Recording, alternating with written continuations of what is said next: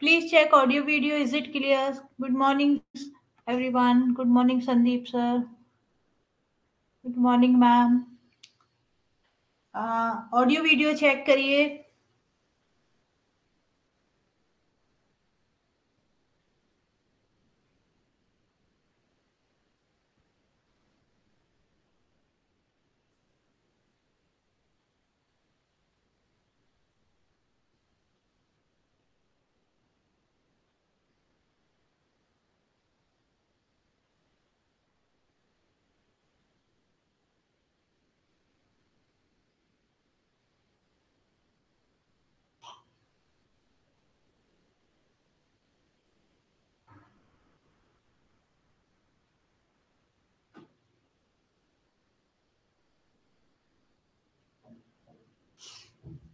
हाँ जी, ठीक है. तो here is we have one more session on most repeated MCQs. In this series, we are solving some MCQs, PYQ that from the concept जो कि आपके repeat होते हैं in the examination. तो Monday, Wednesday and Friday we have classes at 11 a.m. The recording of these classes and the PDF material it is available on the same link. तो आप इसी course के लिंक को open करिए, content section पर visit करिए, there you will get all the links. Now we have also weekly free mock test in computer science that I am conducting every Sunday at 7 p.m. It is also on the app. तो आपको app download कर लेनी है to participate in both these activity. That is completely free for you. This Sunday we are going to conduct mock test on unit number 3 where we will have question from the programming plus computer graphics. ठीक है. Yes, now we have complete recorded course are available for the June 2024. uh, you can enroll in this course in 1999 rupees, where you will get all the theory session, practice session, recorded sessions are available, and you will also get the rank booster mock test series. So validity will be 3 months, 3 months validity in 1999 rupees. Everything is there. ठीक है. And from the 1st of May, I am going to start the rank booster series where you will get 10 subject wise test, 10 full length mock test, latest pattern के according questions यहाँ पर मैंने design किए हुए हैं. And इसका जो schedule है, ठीक है, मैंने आपको लास्ट वीक भी दिखाया था. This is the schedule for the mock test. तो अल्टरनेट डेज पर आपके मॉक टेस्ट होंगे. So one day you can spend for mock test. It will be on the system. मैं नहीं कंडक्ट करूंगी, ठीक है. आपका जो सिस्टम बेस्ड मॉक टेस्ट होंगे, ठीक है. सो it will B on system, and next day you can utilize for the analysis. तो एनालिसिस कर सकते हैं. So from 1st of May to 19th of May we will have 10 subject wise mock test. Then from 21st of May to 9th of June, ठीक है, 7th of June we will have full length mock test. इसके बाद का time हम कुछ other activities में spend करेंगे, utilize करेंगे for revision and practice and multiple things. ठीक है. तो इस तरीके से 7th of June मैंने लास्ट रखा है. 16th of June को आपका फाइनल एग्जामिनेशन है. ठीक है, फाइनल एग्जाम है. तो नेक्स्ट वीक अभी ये आपका 1st of May से स्टार्ट कर रही हूँ, एंड वीकली मॉक टेस्ट इसी तरीके से कंटिन्यू रहेंगे. चलिए. So here we have the question. Solve this one.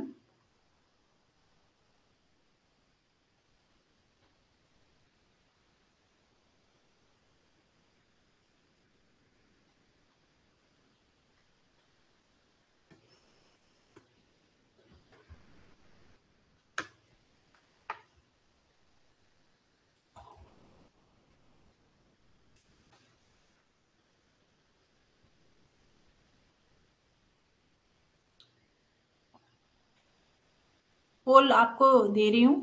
ठीक है. प्रपोजिशन लॉजिक से क्वेश्चन है. Proposition logic.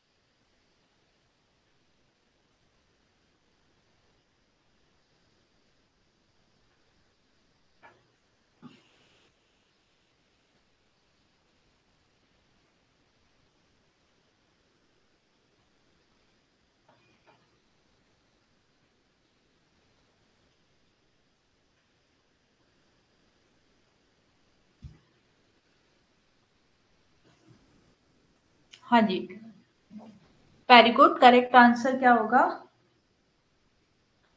It is option, ठीक है, it is option B. So देखिए, इफ इट रेन्स, ठीक है, इफ इट रेन्स, तो ये क्या बोल रहे हैं, इसको ले लेती हूँ R, then cricket match will not be played. तो क्रिकेट को हम रिप्रेजेंट कर देते हैं सी से, नॉट प्लेड मतलब not C, R implication not C, यही मतलब if rain then cricket match will not played, but cricket match was played, cricket match हुआ, तो inference there is no rain, क्या ये सही होगा? सॉल्व कर लीजिए। इसको आप लिख सकते हैं, इसको आप लिख सकते हैं नेगेशन ऑफ आर और नेगेशन ऑफ सी, एंड आपका सेकंड सेकंड असर्शन क्या दिया हुआ है? It is C. कंक्लूजन क्या बनेगा? पॉजिटिव नेगेटिव कैंसिल करिए, बचा नेगेशन ऑफ आर। तो yes, inference there is no rain, it is correct, ये आपका करेक्ट इनफेरेंस है, ठीक है, ये आपका करेक्ट इनफेरेंस है। नाउ इफ इट रेन्स, ठीक है, if it rain then match is not played, match will not played, ठीक है। इट डिड नॉट रेन मतलब नेगेशन ऑफ आर हुआ, if did not rain then cricket match was played, but देखो यहाँ क्या होगा, यहाँ आपको मिलेगा नेगेशन ऑफ आर, है ना, ये चीज क्या मिल रहा होगा? नेगेशन ऑफ आर और negation of C. If it rains, है ना, if it rains then cricket is not played, ये तो सही हो गया। It did not rain, it did not rain. तो अब कंक्लूजन क्या बन रहा है भाई? कंक्लूजन बन रहा है it did not rain and the cricket is not played, but यहाँ इनफेरेंस दिया है cricket match was played, so that's why it is incorrect. ये आपका क्या होगा? इनकरेक्ट इनफेरेंस होगा, ठीक है। Solve this question.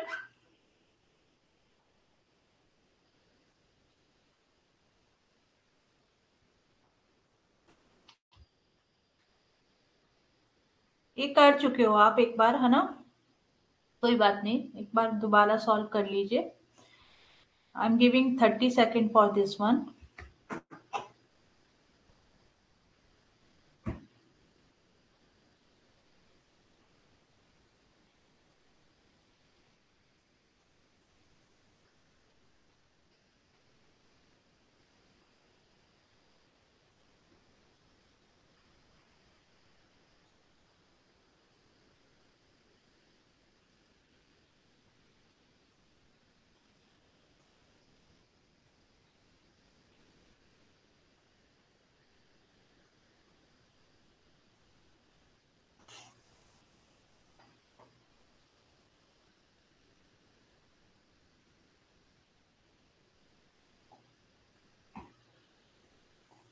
यस, तो आपका करेक्ट आंसर क्या होगा? Every relation is in 3NF is in also BCNF, not necessary.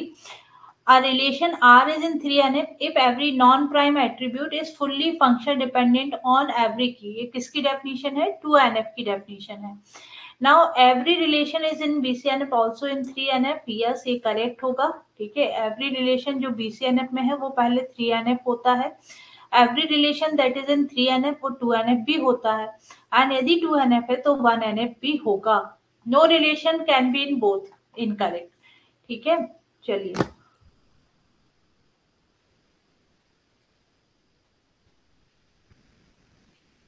solve this question।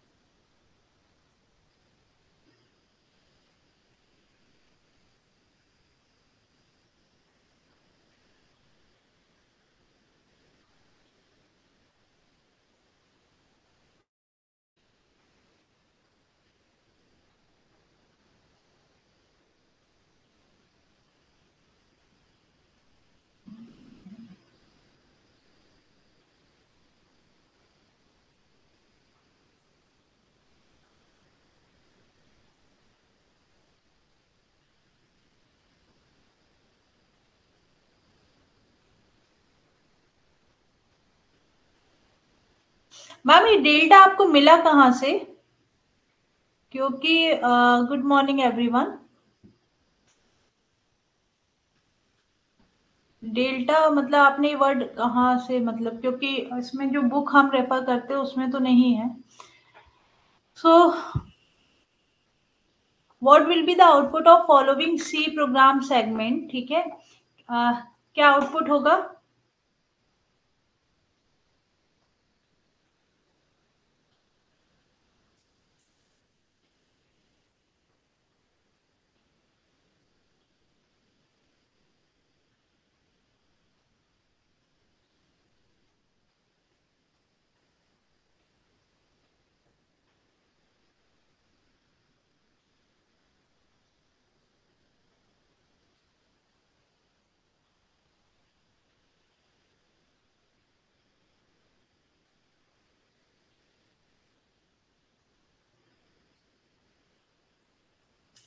हाँ जी। तो देखिए जब आप इस क्वेश्चन को सॉल्व कर रहे हैं, here you have character A, है ना, कहाँ यहाँ स्टोर हुआ। Now we have in character, ठीक है। आपने ए को रीड किया, it is going to match with case A, so it will print choice A. But देखिए there is no break statement, break नहीं है ना, तो it will also print choice B, and then it will also print no choice. Since यहाँ पर slash N लगा है तो ये अपना न्यू लाइन लेगा, but after B there is no new line, so it will print twice B and no choice. Answer is C, ठीक है। आंसर क्या बनेगा? C।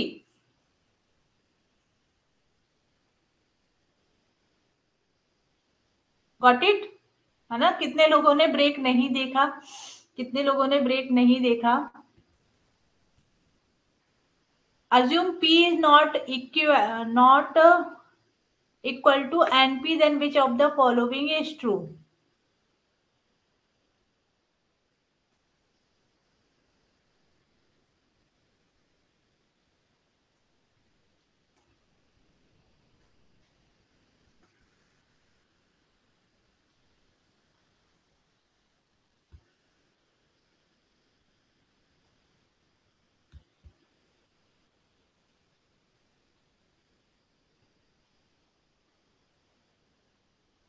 मॉक टेस्ट 15 का एक क्वेश्चन है, ठीक है, मैं देख लेती हूँ।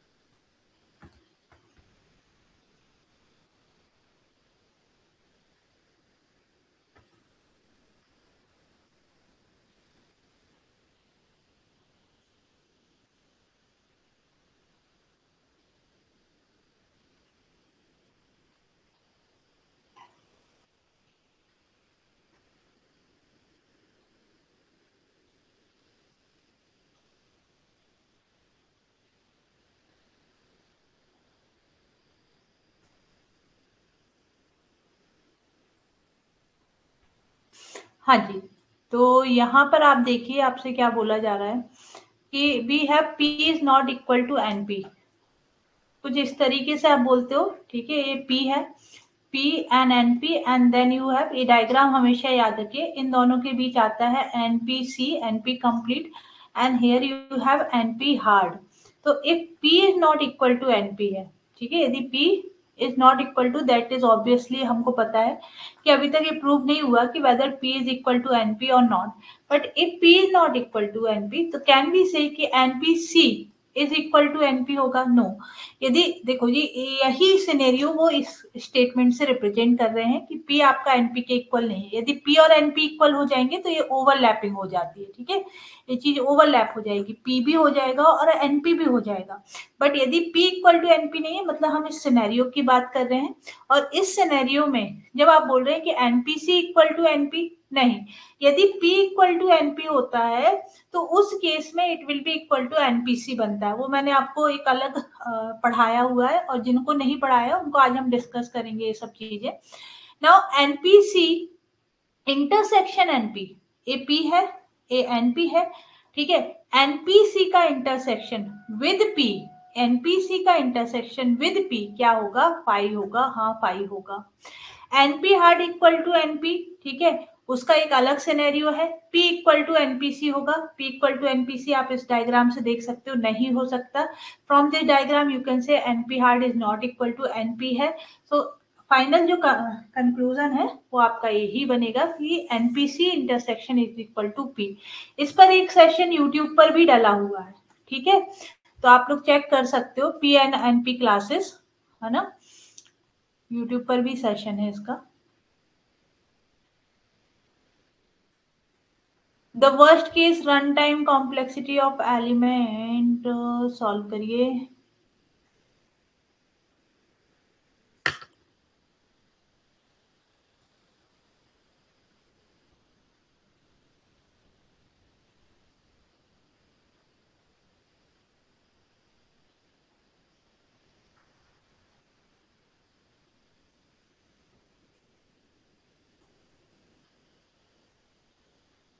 मैम डायग्राम से तो सारा कुछ क्लियर हो रहा होगा कोमल मैम आपको।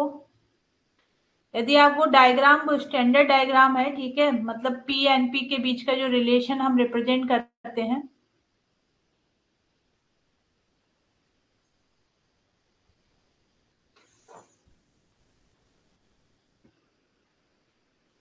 उसके तो रूल्स याद रखना है, और उसमें बहुत सारी चीजें याद रखनी होती है जब आप इसकी पीएनपी प्रॉब्लम की बात करते हो ना।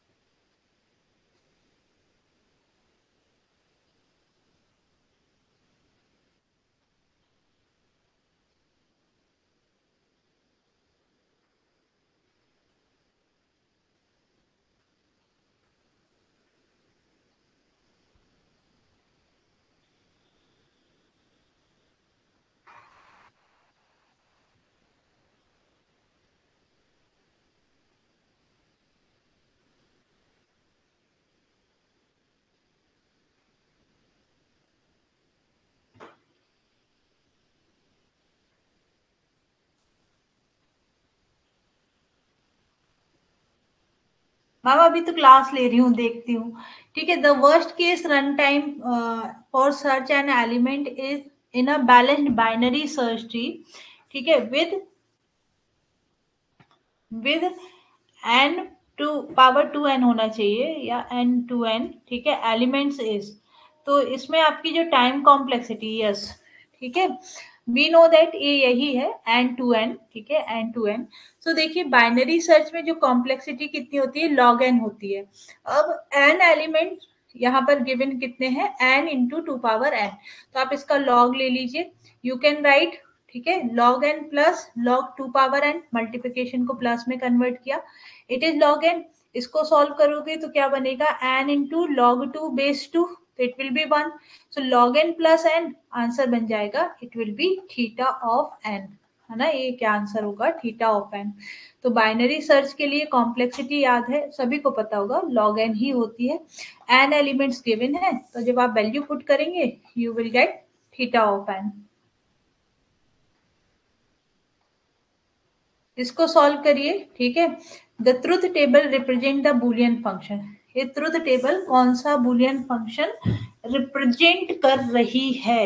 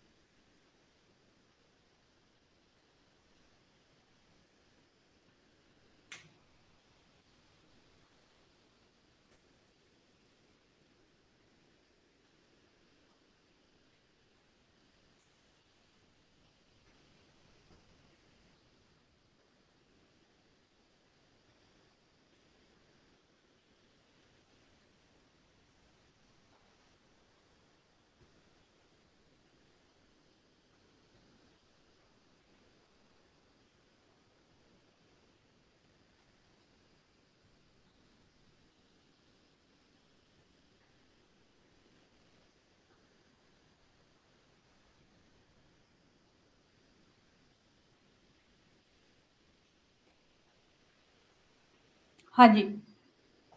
तो देखिए कैसे सॉल्व करेंगे। यहाँ पर आप लोगों को एक ट्रुथ टेबल दिया है, ट्रुथ टेबल के रिस्पेक्ट में इक्वेशन फ्रेम कर लीजिए। तो ये बनेगा x y complement plus x y. ठीक है, ये चीज क्या हो जाएगा, x y complement plus x. Okay, तो जब आप इसको सिंप्लीफाई करेंगे, सिंप्लीफाई भी कर ही देती हूँ, यहाँ आप इसको सिंप्लीफाई कर लो, x कॉमन लो, it will become y plus y complement, so that will be x। तो आंसर क्या होगा, x। ठीक है, कितने लोगों ने किया, यस। ठीक है, गॉट इट। कैसे सॉल्व करना था, डायरेक्टली ट्रुथ टेबल दिया हुआ है, ट्रुथ टेबल दिया हुआ है आपको।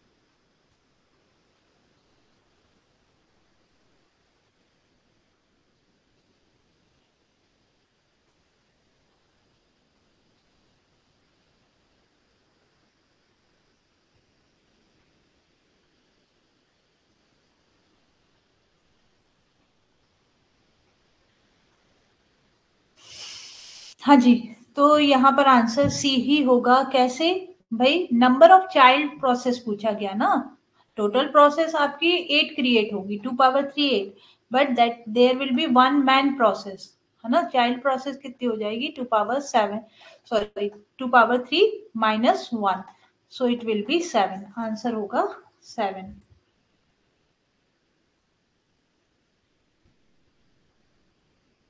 यदि ऐसा होता कि यहाँ पर कितने बार हेलो प्रिंट होगा, तो वो 8 टाइम प्रिंट होता। ठीक है, हेलो कितने टाइम प्रिंट होगा, 8 time. The protocol data unit for in the application layer.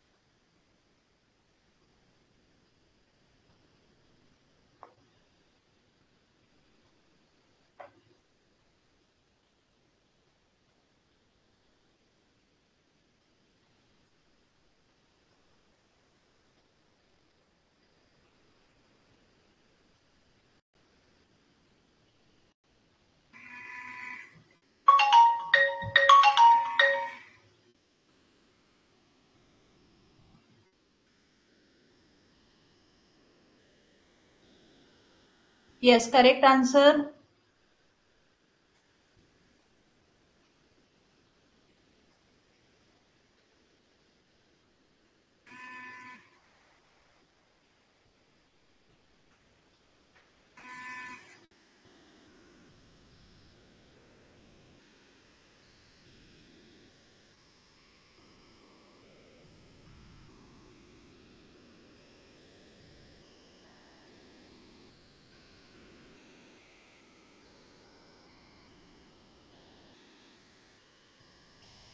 Yes, ठीक है।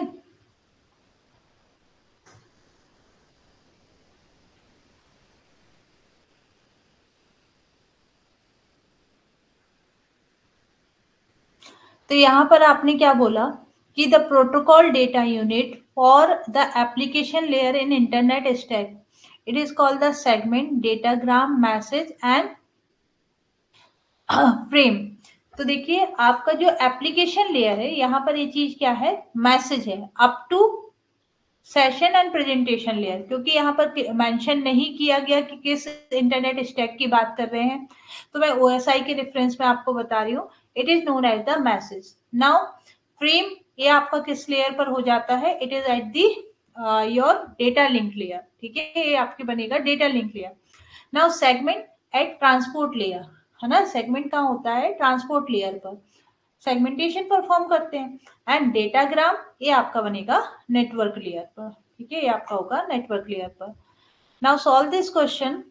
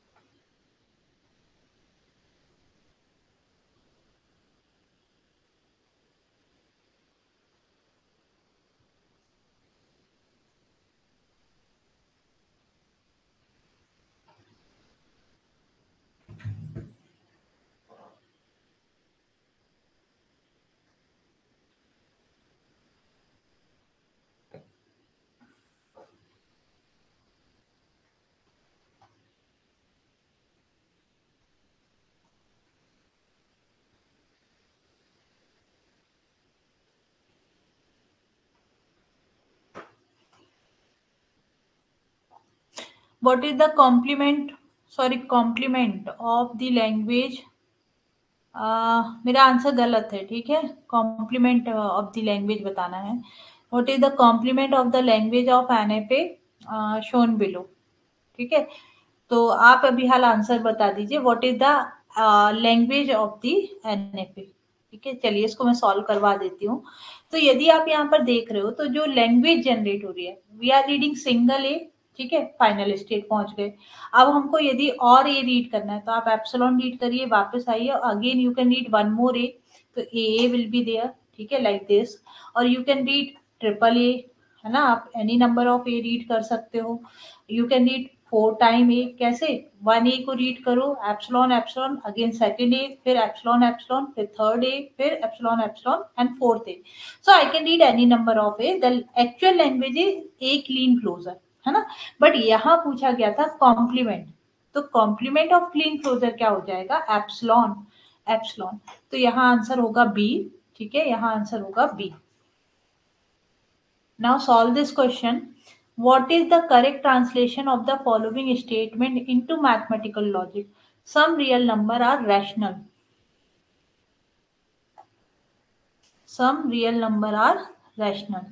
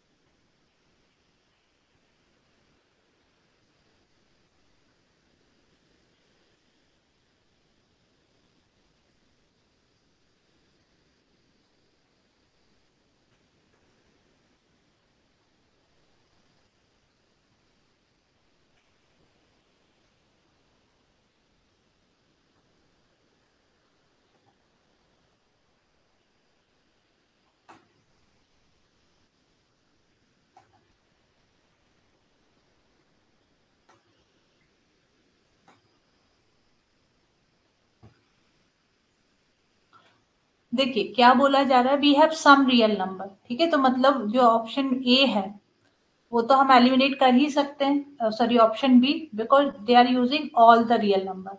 अब जब मैंने आपको सिखाया है कि रियल, यदि आपका एग्जिस्टेंशियल क्वांटिफायर होता है तो इसको हम किस ऑपरेटर के साथ यूज करते हैं, विद कंजक्शन, ठीक है। तो डिसजंक्शन एलिमिनेट कर दो, इम्प्लीकेशन एलिमिनेट कर दो, so there are the some real number और रियल नंबर आर रैशनल, तो आंसर हो जाएगा some real number are rational. Given a basic ER and the relational model, which of the following is incorrect?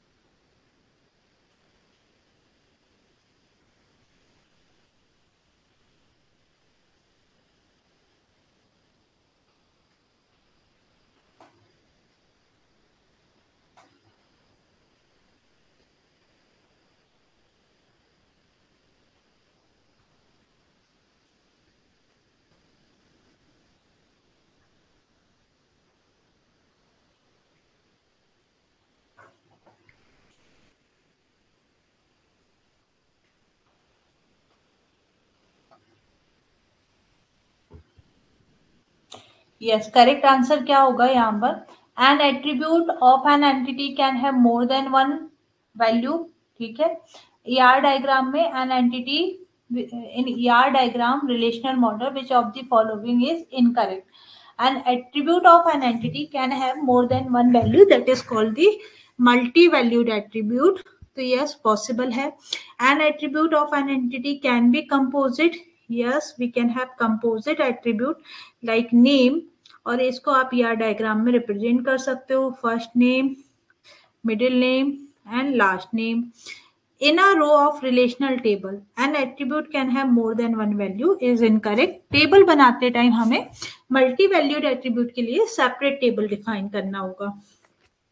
in a row of relational table attribute can have exactly one value और null value, true है।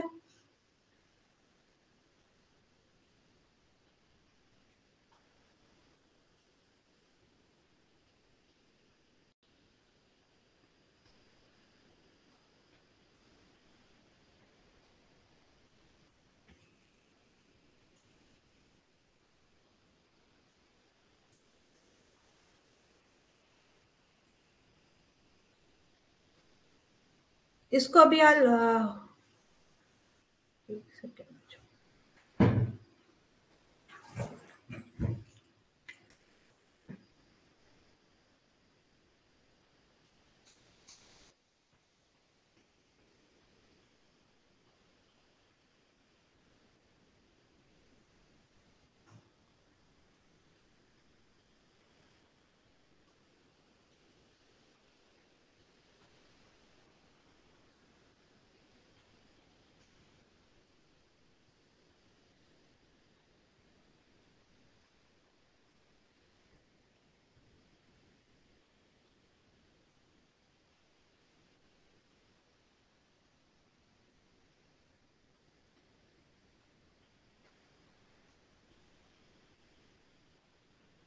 चलिए पोल मैं आपको दे रही हूँ 1 minute का,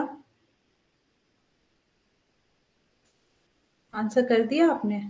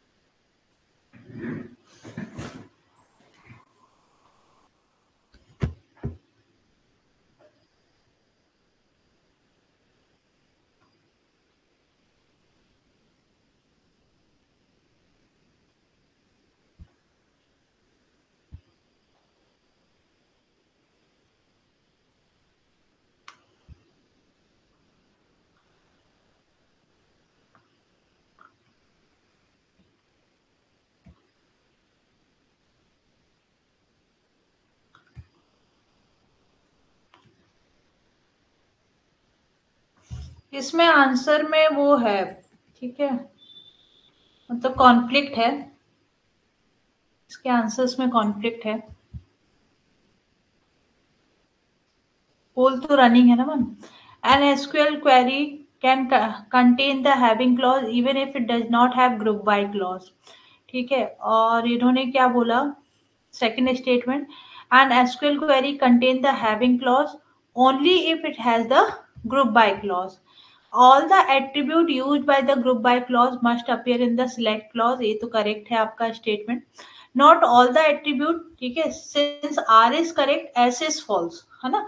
अब यहाँ पर थोड़ा सा कॉन्फ्लिक्ट ये है कि कुछ जो एसक्यूएल सिस्टम होते हैं ना, वो ये सपोर्ट करते हैं that the having clause, we can have having clause even does not have group by clause. ठीक है, वो लेकिन कुछ ही एसक्यूएल में सपोर्टेड है।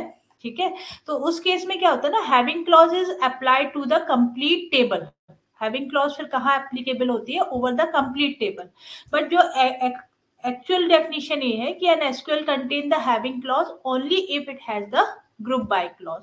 तो अकॉर्डिंग टू द स्टैंडर्ड जो एसक्यूएल एंड नॉर्म्स है, उसके अकॉर्डिंग आंसर आपका सी है। बट फिर भी मैं आपको बता रही हूँ कि कुछ एसक्यूएल, जैसे एसक्यूएल 92 जो दिया है, वो आपका सपोर्ट करता है having clause without the group by clause. और उस केस में, ठीक है, उस केस में आपका फिर क्या हो जाएगा, ये आंसर मतलब पी भी करेक्ट स्टेटमेंट होगा।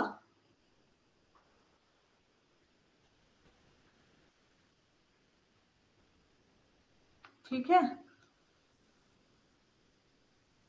SQL 92 and 99 having clause is allowed to use only if the group by clauses exist. And Oracle SQL में having clause is allowed even if the group by is not exist. ठीक है, तो ये वाला practical implementation है।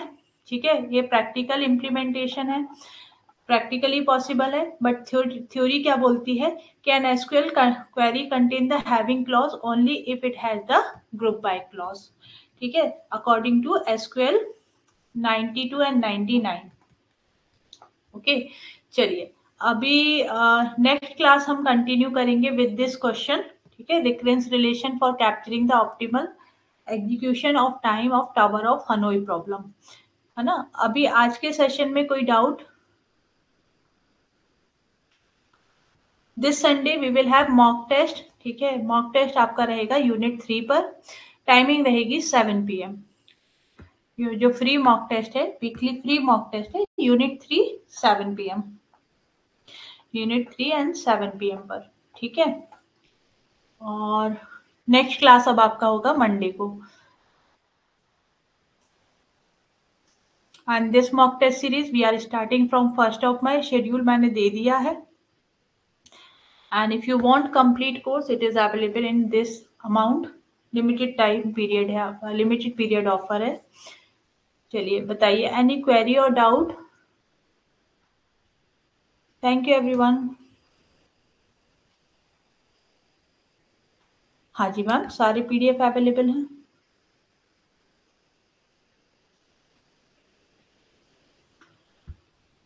Thank you.